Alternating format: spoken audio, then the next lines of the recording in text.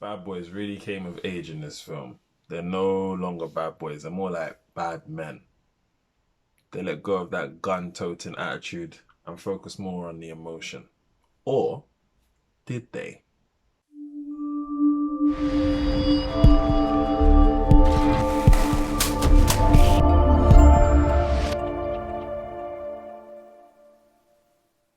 What's going on, people? Welcome to another episode of Filmy Thoughts. Thank you for your time. If you haven't already, make sure you subscribe. It's free, it costs nothing, it's just a click of the finger. That'd be greatly appreciated. Today, we're going to discuss Bad Boys for Life. I liked it. I liked it. It was a really good film. You could tell Michael Bay was not involved in this film whatsoever. He was busy focusing on Underground 6, which, by the way, is a garbage film. Garbage. I did watch it. I didn't do a review on it. I don't know why I didn't, to be fair.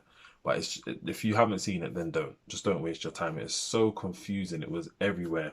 I don't know what is going on with Michael Bay. He's like an over glorified stunt director. And it hurts me to say that because I like Michael Bay. What he done years ago with the Transformers and Bad Boys was pretty good. I don't know. I don't know what's going on. I don't know what's going on. It was badly shot. But anyway, we stick to Bad Boys for Life. As I said, it definitely didn't have the Michael Bay stamp, obviously, because he wasn't involved.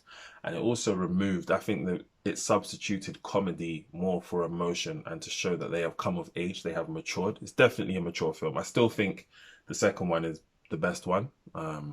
Had the comedy, had the action, also had the emotion, but it was a hint of emotion. It was more action and comedy. That's my genre. Love that genre. So yeah, I thoroughly enjoyed this film. I would recommend watching it.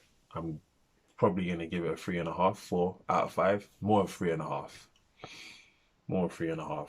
But also, I felt like it was more of a darker film than the previous two. Yes, there were some dark elements to the previous two, but this one I felt really focused on the darkness, and then added the emotion on top, and then added the action with a hint of comedy in this one. I think. Should there have been more comedy?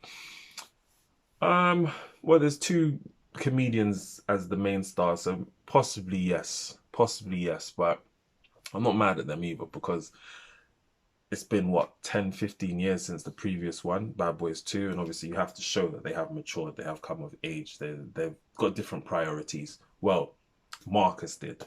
Mike doesn't have any priorities. He still wants to be the bachelor bad boy, gun-toting bad boy, which is fair enough. Brief synopsis on the film. So yeah, as 10, 15 years have passed by, Marcus and Mike are still partners. Marcus wants to retire as he did in the second one. He still wants to retire. Mike is like, no, we're not doing that.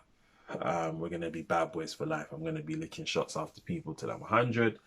And then he actually gets gunned down. Mike gets gunned down. And the film basically starts to follow the narrative of trying to find out who wants Mike Larry dead.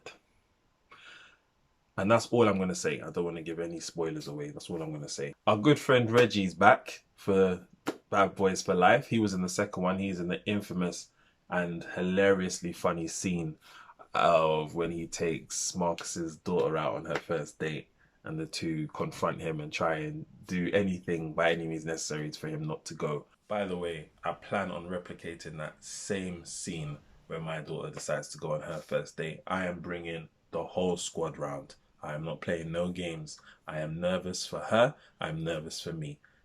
And I need a very good solicitor. Anyway, back to the review. But yeah, anyway, he makes a good woman of Marcus's daughter, and he comes back for this film. He hasn't changed much, to be fair. He just hasn't got hair anymore, but he's got the same stance, the same build. That has really changed. There may be a fourth to this or a spin-off. But again, without giving any spoilers away, there's something that happens at the end. So make sure you stay after the credits start rolling because there's one scene at the end that kind of alludes to the fact that there may be a fourth or just a complete separate spin-off with an absolute madman.